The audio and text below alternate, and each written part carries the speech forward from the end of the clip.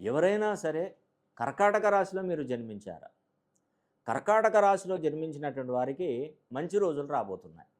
ఎప్పుడండి?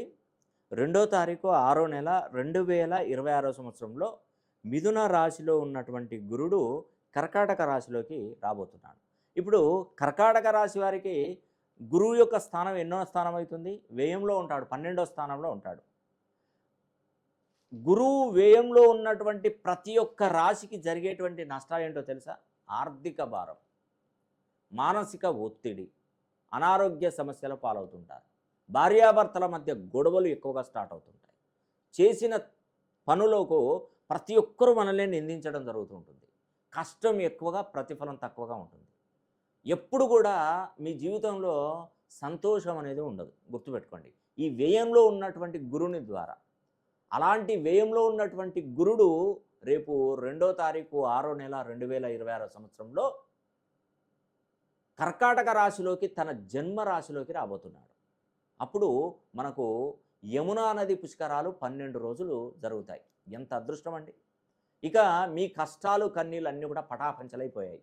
నేను ఒకటే చెప్తున్నానండి, మీకు గురుబలం పెరగడానికి ఈ 2026 సంవత్సరం పరాభవ నామ సంవత్సరంలో రాజుగా వ్యవహరిస్తున్నటువంటి వాడు కూడా గురుడే. కాబట్టి 27వ తారీఖు 3వ నెల 2026 సంవత్సరం శ్రీరామ నవమి రోజున కలి కల్మష నాశన మంత్ర హోమాన్ని నేను చేయబోతున్నాను.